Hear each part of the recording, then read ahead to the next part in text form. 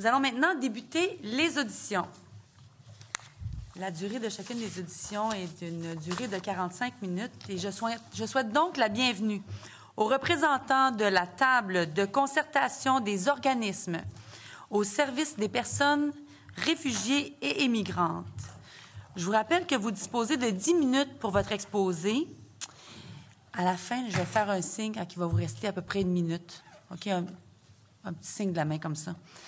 Et après quoi, nous procéderons à la période d'échange avec les membres de la commission. Je vous invite donc tout d'abord à vous présenter, puis ensuite à débuter votre exposé. Bienvenue. Allez-y. Merci. Eva López, directrice de l'organisme Intégration communautaire des immigrants spécialisée en régionalisation de l'immigration à Tête for Minds, et membre du conseil d'administration de la TCRI. Oui. Véronica Islas, directrice générale du Carrefour des ressources interculturelles à Montréal et membre de la TCRI, aussi membre du conseil d'administration de la TCRI. Dominique Lachance, directrice du Centre multiethnique de Québec et également membre du conseil d'administration de la TCRI. Merci. Donc, merci beaucoup de nous accueillir aujourd'hui pour vous partager nos pensées. En fait, qui sommes-nous? En fait, la table de concertation des organismes au service des personnes réfugiées et immigrantes regroupe 150 organismes communautaires qui interviennent auprès des familles réfugiées, immigrants et sans statut à travers le Québec. Cette année, on fête 40 ans d'expertise par rapport à la question de l'inclusion-intégration. On pourrait vous dire qu'on est un peu préoccupé par rapport à la politique proposée, parce qu'il y en a une tendance à voir les immigrants comme de voir l'immigration économique comme étant la seule chose qui est importante concernant l'immigration. On oublie qu'on parle aussi de personnes à travers tout cela. On voit qu'il y a des changements majeurs dans les orientations, que la vision de l'immigration est un peu simpliste, que ça pourrait précariser les personnes.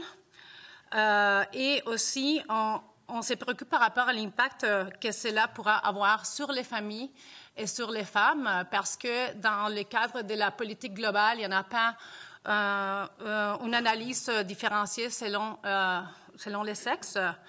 Donc, en fait, les organismes membres de la TCRI qui travaillent auprès des personnes réfugiées migrantes et sans statut s'est doté d'une vision de l'intégration des nouveaux arrivants qui sert de cadre de référence à nos pratiques.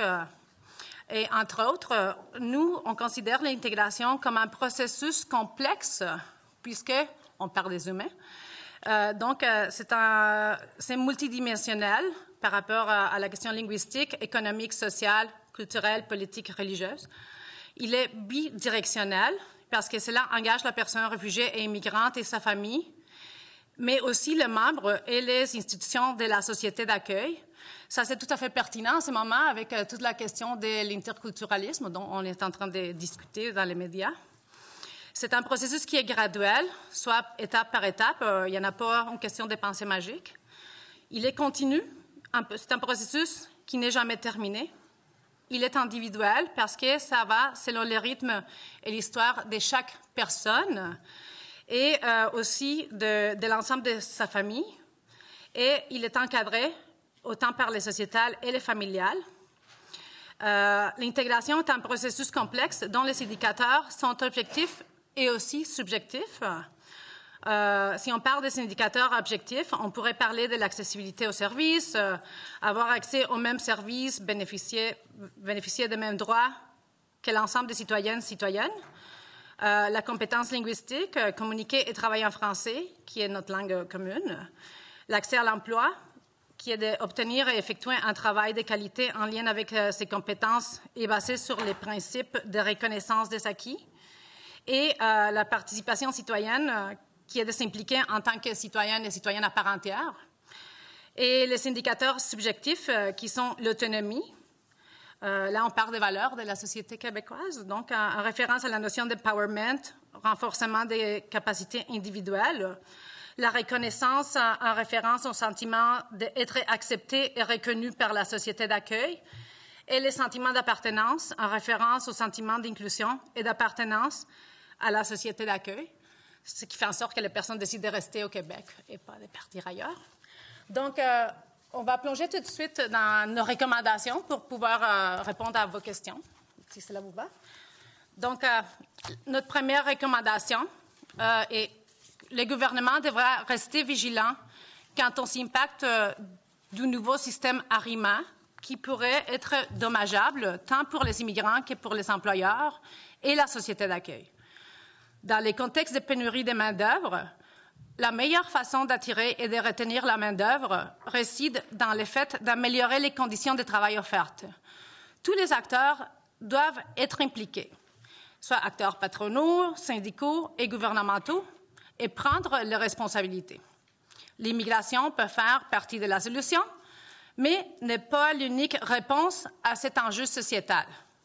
L'immigration ne doit pas être instrumentalisée pour tenter de répondre à des besoins économiques.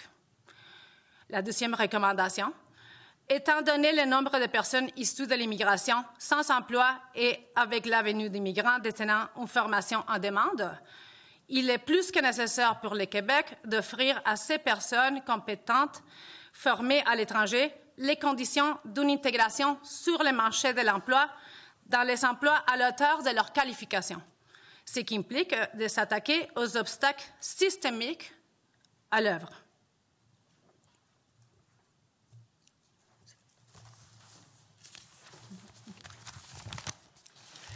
La recommandation numéro 3, c'est que dans une optique où le gouvernement ouvrira de plus en plus l'entrée aux travailleurs temporaires et aimerait garder les résidents temporaires afin de combler, on le dit, à la pénurie de main-d'œuvre, nous croyons qu'il devient primordial de pouvoir les desservir dans les services d'aide à l'emploi, et ce, avant même qu'ils obtiennent la résidence permanente. Cela les informerait davantage sur les marchés du travail au Québec, ainsi que sur leurs droits et responsabilités, évitant ainsi plusieurs écueils. Donc, nous croyons important d'associer d'autres ministères, notamment le ministère de l'Emploi, etc., pour s'assurer qu'on a une intégration à la même vitesse, mais pas à deux vitesses. Dans la recommandation numéro 4, on recommande un appui amplement à la recommandation du CCPI qui propose une égalité de services égaux pour tous les immigrants sans tenir compte de leur statut. Toutes les personnes qui demeurent au Québec qui devraient être servies avec les mêmes bénéfices et les mêmes réponse à leurs besoins. Dans la recommandation numéro 5, on parle aussi d'impliquer le ministère de l'Occupation du territoire, impliquer tous les ministères, tous les acteurs, parce que quand on parle de régionalisation de l'immigration, on ne voit pas nécessairement la présence du ministère des Affaires municipales, de l'occupation du territoire, et cela les concerne. On pense aussi qu'il faut outiller les régions parce qu'on peut avoir beaucoup d'ambition par rapport à la régionalisation, mais est-ce que nous avons les moyens pour pouvoir répondre à une régionalisation responsable? C'est ce qui est important. Recommandation numéro 6, une recommandation qui nous tient à cœur et on a entendu que certains aussi. Nous sommes convaincus que réduire le nombre de réfugiés pris en charge par l'État est contre-productif, donc n'est pas une bonne solution. Nous sommes d'avis que le Québec doit maintenir ses cibles d'accueil de réfugiés et de toute origine et au niveau de 2016. Afin d'encourager les demandes de parrainage collectif des réfugiés, le gouvernement devrait lancer un projet pilote visant à permettre aux milliers de réfugiés parrainés en attente de visa déjà sélectionnés par le Québec d'obtenir un visa temporaire de la part du fédéral afin de leur permettre de s'établir rapidement au Québec en attendant leur résidence permanente. Et en plus de répondre aux besoins de la main-d'œuvre, on a entendu que c'est une préoccupation, cela désengorgerait le programme de parrainage et permettrait de réouvrir le dépôt de nouvelles demandes et stabiliser le programme.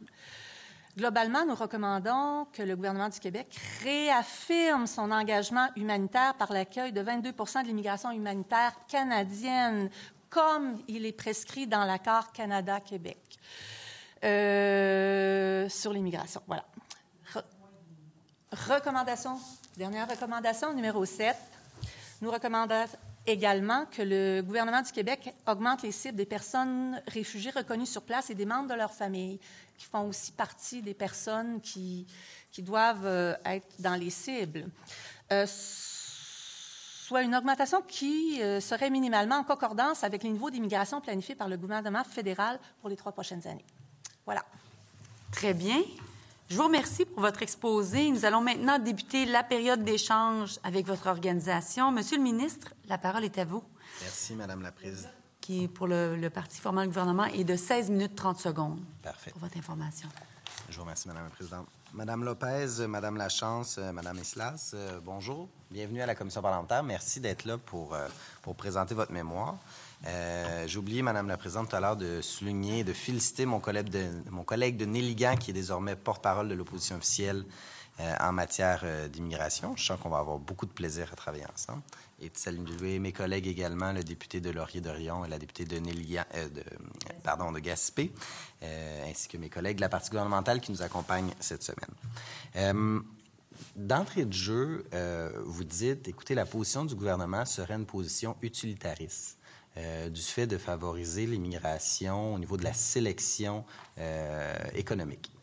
J'aimerais vous entendre un peu plus à ce niveau-là, à savoir pourquoi est-ce que vous considérez cela comme utilitariste, le fait de sélectionner les personnes immigrantes lorsqu'on parle d'immigration économique en lien avec les besoins du marché du travail? En fait, ce n'est pas le fait d'analyser l'immigration économique en lien avec les marchés du travail. Ça, c'est tout à fait normal et c'est pas nouveau. C'est quelque chose qui était déjà en place depuis vraiment des décennies. En fait, c'est la question d'accès juste sur l'immigration économique. Quand on va décider d'accepter en tant que société une personne travailleuse, qu'elle soit temporaire, qu'elle reçoive un visa temporaire ou bien qu'elle soit avec une résidence permanente, il faut l'avoir dans sa totalité, comme une personne à part entière, dans toute sa complexité, dans tous ses défis, dans tout son vécu. Et cette personne-là, probablement, aura une famille, elle aura une femme, un partenaire, elle aura des enfants. Et il faut voir l'immigration dans sa globalité et dans sa complexité. De penser qu'on pourrait juste focuser sur la personne qui va arriver comme gagne-pain est complexe et problématique par rapport à ça parce qu'on focusait énormément sur la question économique sans focuser sur l'ensemble des facteurs qui vont favoriser une intégration pleine de ces personnes-là.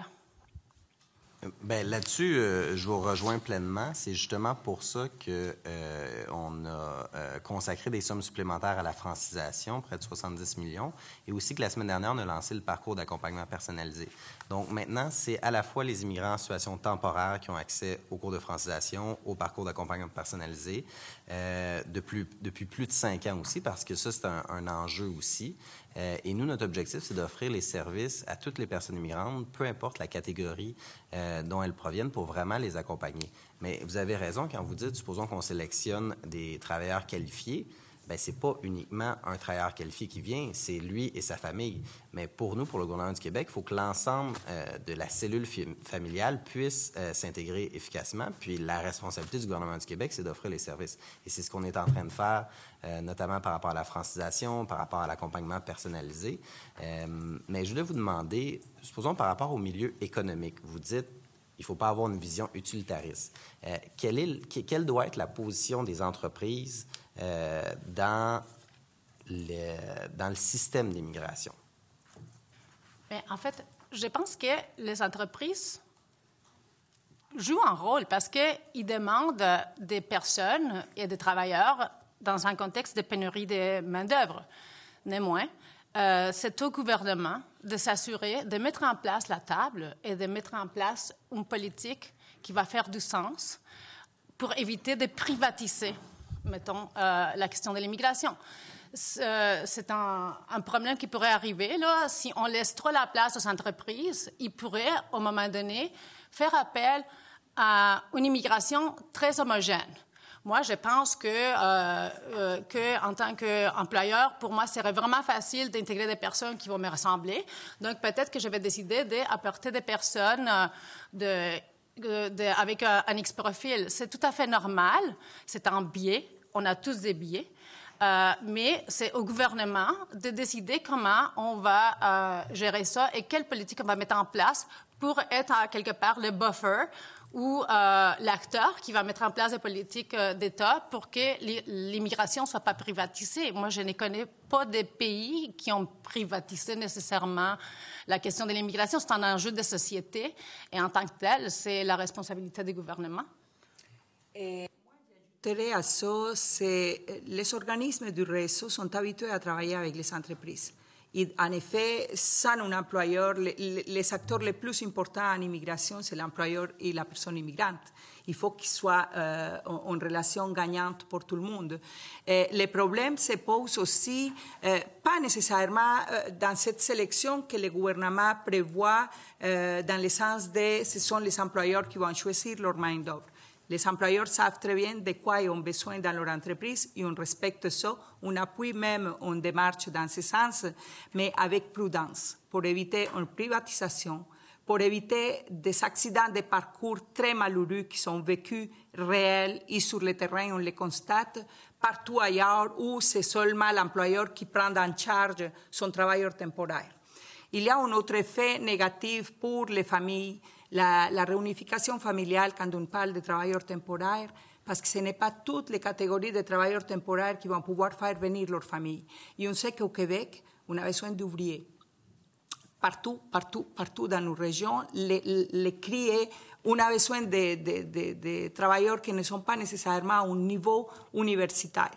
Alors, ces gens-là, ils vont être beaucoup plus en difficulté de faire venir les familles. Ça, c'est une inquiétude pour nous, parce qu'on a vu aussi partir les travailleurs temporaires avec la peine de laisser leur emploi, mais avec priorité envers leur famille. Il fallait rentrer à leur pays, même si le fait d'être ici, c'était une très belle expérience à niveau professionnel et même économique. Alors, il faut voir la globalité de ces travailleurs-là et de quelle manière on va les outiller collectivement pour que cet élan qu'on se donne soit vraiment prospère et significatif pour tous.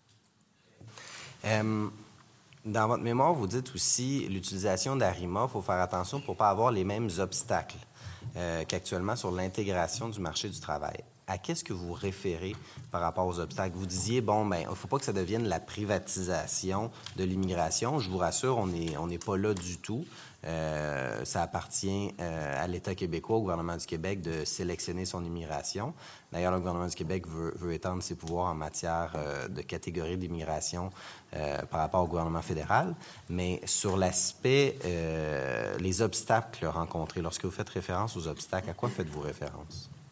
En lien avec ARIMA, là. Mettons, si on pense juste encore là aux personnes par rapport à leur profil, c'est certain que certains employeurs pourraient juste décider, parce qu'à la base, l'ARIMA vise à arrimer des personnes, des employeurs avec des travailleurs, n'est-ce pas? Donc, c'est certain que, on leur donne beaucoup de pouvoir et ça pourrait être en détriment de l'immigration de quelques pays par des biais implicites. Donc, c'est un questionnement. C'est pour ça qu'on dit qu'il faudrait faire attention à cela. Pour assurer sur ce point-là, le système ARIMA, il est bâti sur la déclaration d'intérêt, mais aussi sur la compétence des individus dans un domaine particulier. On veut vraiment faire en sorte que, en fonction des besoins du marché du travail, on sélectionne la personne immigrante. Donc, la classification des gens, si je peux dire, est basée sur leurs compétences, sur leur expérience, et non pas sur la région du monde dans laquelle ils proviennent. Pour nous, c'est important d'aller chercher la personne qui répond le mieux aux besoins du marché du travail québécois. Et à partir de ce moment-là, la responsabilité du gouvernement du Québec, c'est de s'assurer qu'elle ait tous les outils pour aller vers une intégration réussie, une francisation. Alors, ARIMA est pensé dans cette optique-là et toutes les démarches du gouvernement du Québec sont bâties aussi au niveau de l'accompagnement pour donner une chance équivalente à tout le monde. Je crois que c'est important de considérer le fait que les employeurs ne sont pas préparés pour l'immigration. Et ça, c'est un des irritants au réseau. C'est une de nos inquiétudes. Oui, on a bien beau avoir besoin de main-d'œuvre, mais on ne traite pas les immigrants de la même manière qu'on traite un Québécois, parce que les repères socio-culturels ne sont pas les mêmes. Et on a constaté sur le terrain des dérapages assez importants. Déjà, des centres employeurs, ils sont pas tous, heureusement, sont pas tous dans ce même élan, mais il y a des employeurs qui prennent leur employé en otage. Il fait tout ce qu'il veut, il a investi pour lui, il fait comme il veut, et c'est une inquiétude importante pour notre réseau.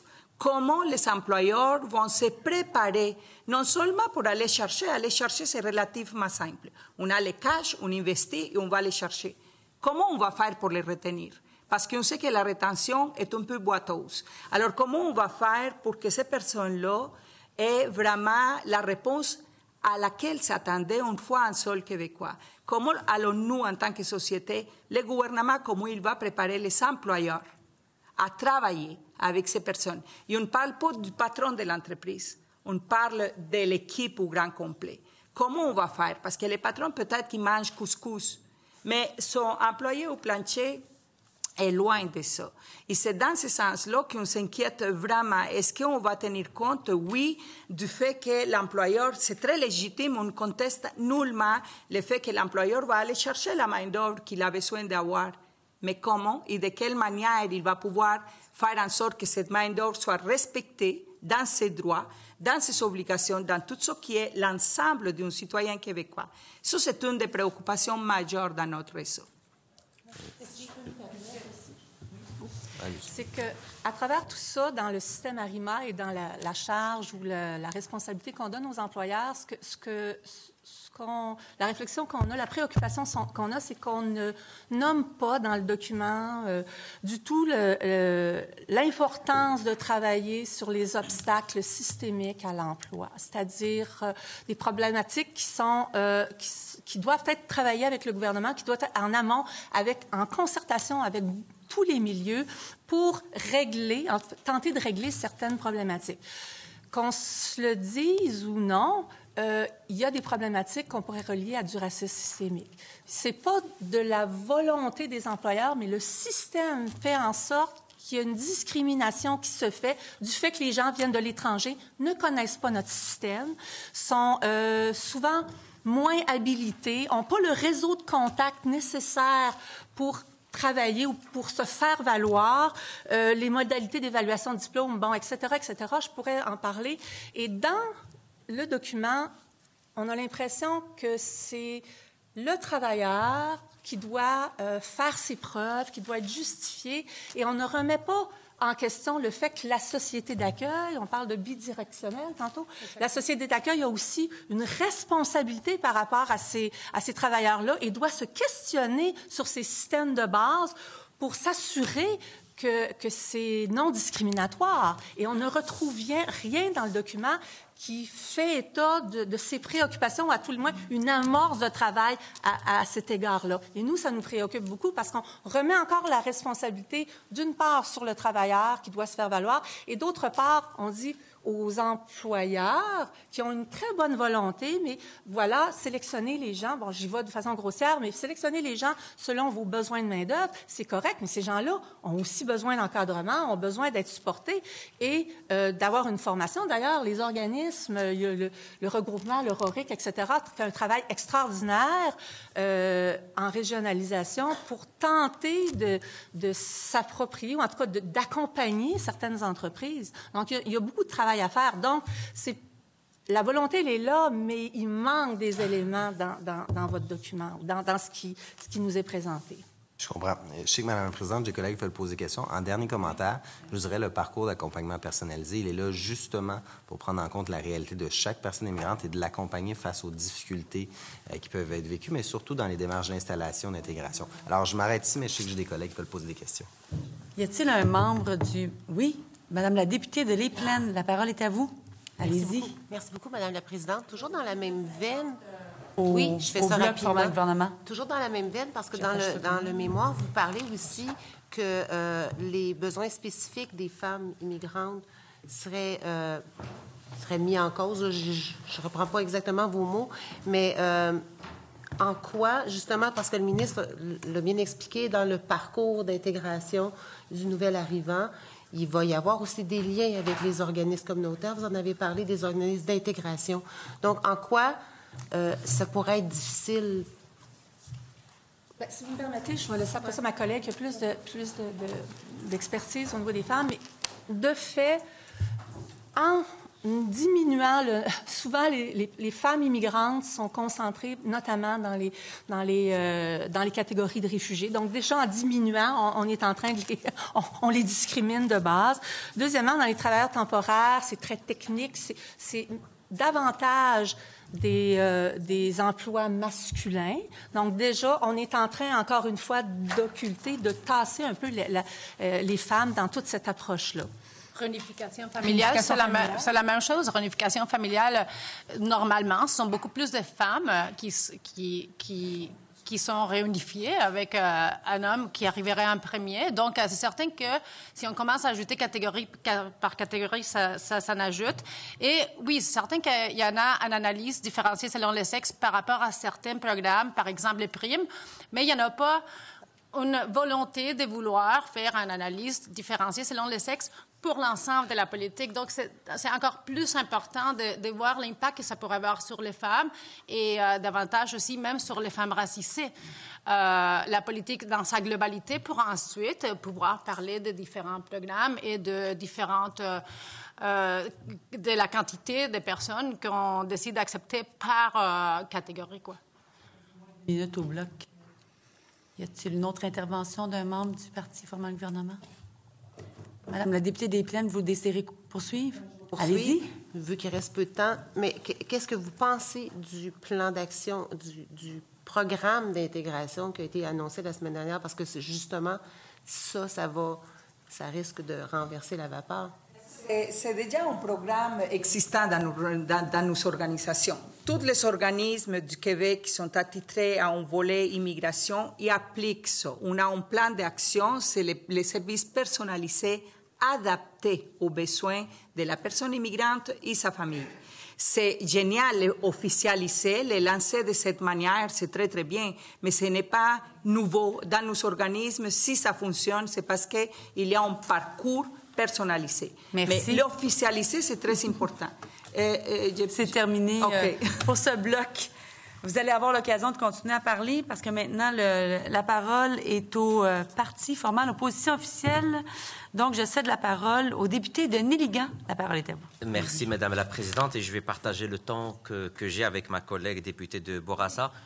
Je vous remercie, Mesdames, pour votre excellent rapport. Vous avez ramené pas mal de points très intéressants, surtout de l'incohérence par rapport à certains éléments de la politique gouvernementale par rapport à la prochaine planification de l'immigration. J'ai 2 points.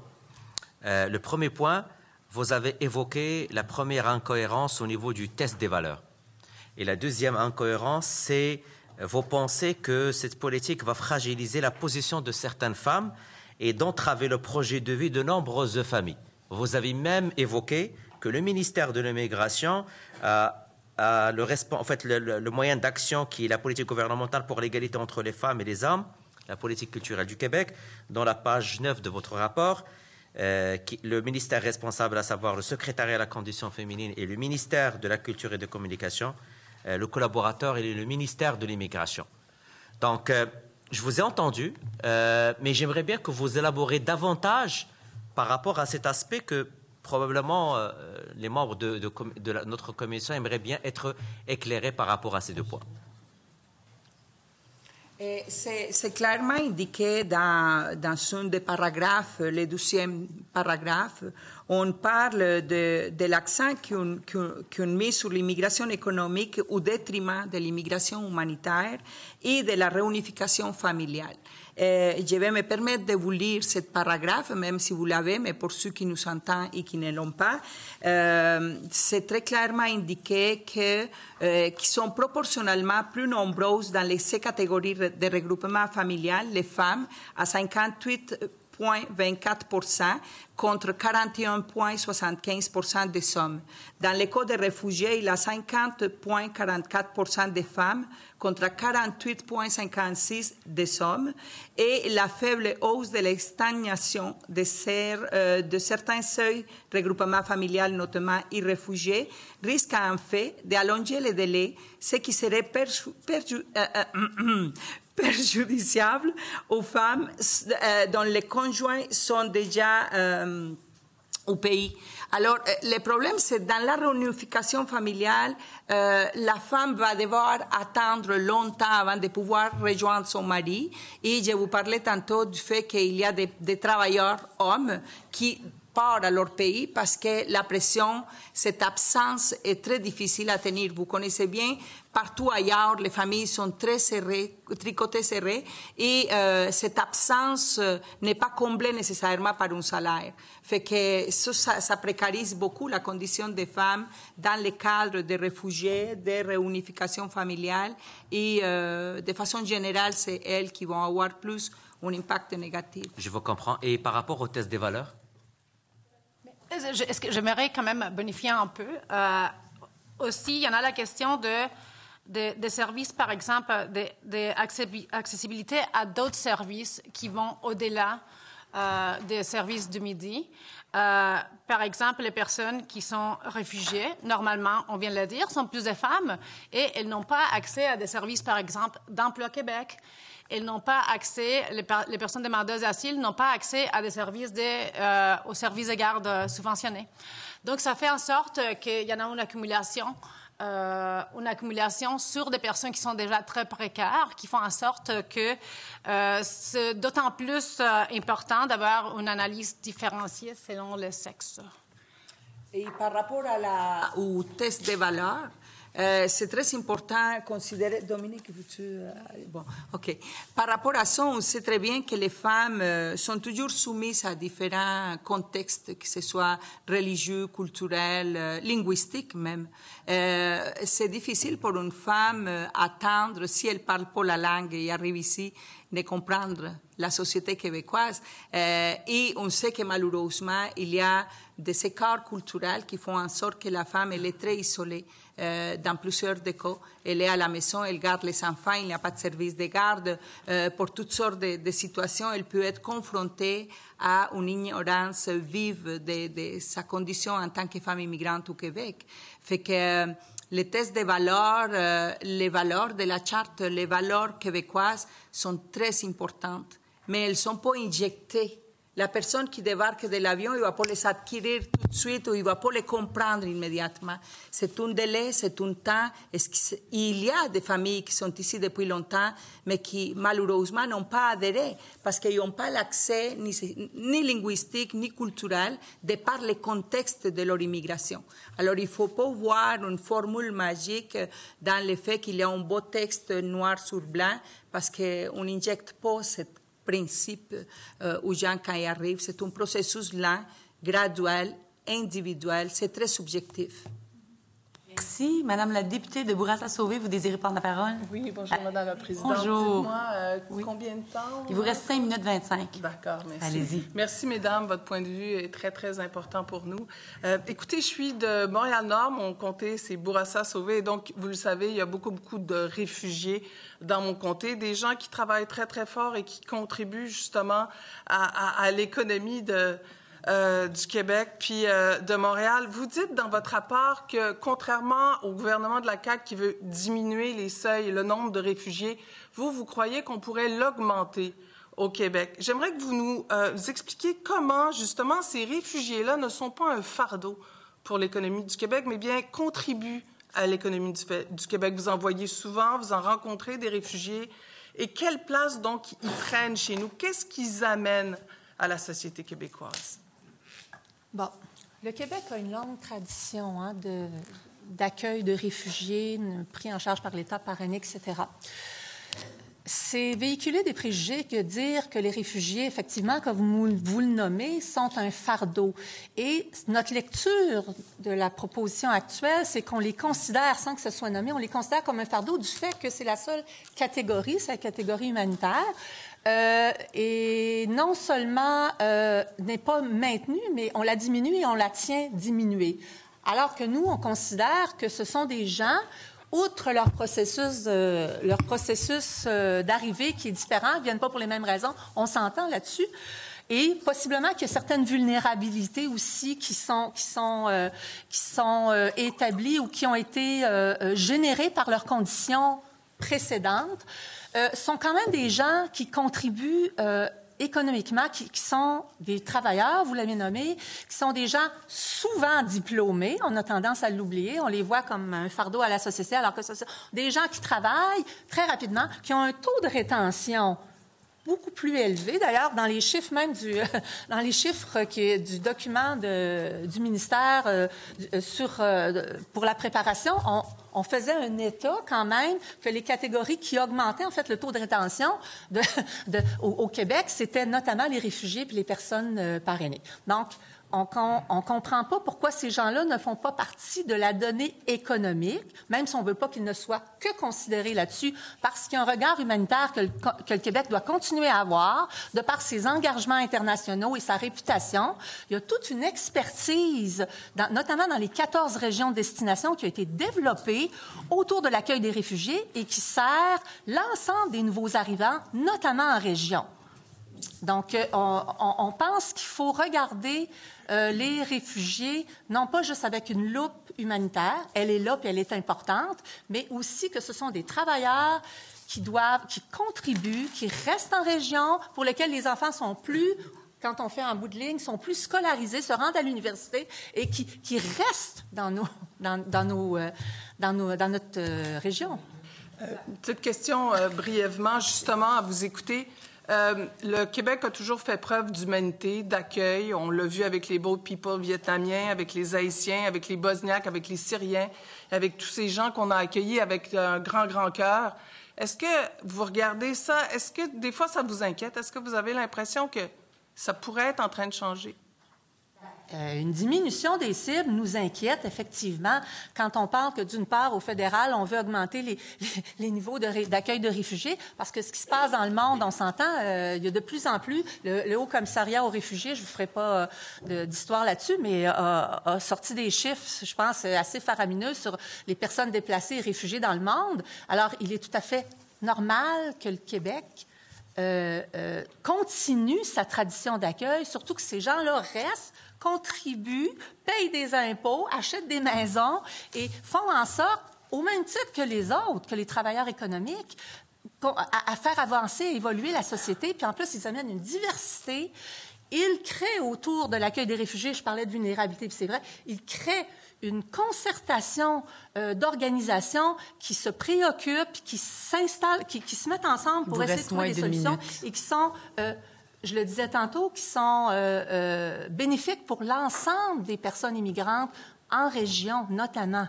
Donc, on comprend mal cette décision-là. Donc, il vous reste une trentaine de secondes. Oui, donc ces réfugiés-là, ces gens issus de la réunification familiale, ils sont, d'un point de vue économique, ils sont tout à fait, ils contribuent à part entière. Oui, oui. C'est pas un fardeau. C'est peut-être un peu plus long, mais c'est un investissement à long terme. On ne peut pas se dire qu'en la première année d'arrivée, les gens ils ont la francisation, etc. Mais c'est de l'investissement à long terme. Et en ce sens, on trouve que le document qui nous est présenté a une vision plutôt court terme de l'immigration. Il faut répondre à des besoins de main-d'œuvre, etc. Maintenant, on n'est pas contre, mais il ne faut pas que voir ce court terme-là. Merci. Je t'envole. Quelle belle envolée. Alors, on est rendu maintenant au bloc d'échange avec le deuxième groupe d'opposition pour un temps total de 2 minutes 45 secondes. Monsieur le député de Laurier-Dorion, la parole est à vous. Merci, Madame la Présidente. J'ai très peu de temps, là, mais croyez-vous que le gouvernement envoie un mauvais message en diminuant les volumes de réfugiés qui vont être admis à Québec, en augmentant à 65%, c'est l'ambition de la politique, les immigrants économiques.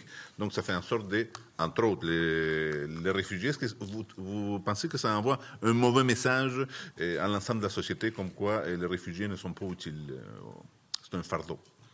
C'est Gandhi qui disait que donner l'exemple, c'est pas la meilleure façon de convaincre, c'est la seule. Donc, oui, effectivement, moi, je pense que c'est un message. On comprend la préoccupation économique, mais à la lumière de ce qu'on vient de dire, on pense que les personnes réfugiées peuvent contribuer et on est tout à fait inquiet du fait qu'effectivement, il y a un écart, c'est-à-dire qu'on va récupérer, on augmente les travailleurs économiques au détriment de ces catégories-là. Nous autres, on pense qu'il faudrait les garder, il faudrait les maintenir, il faudrait continuer à les soutenir parce qu'ils peuvent contribuer de façon économique. Donc, oui, la réponse est oui.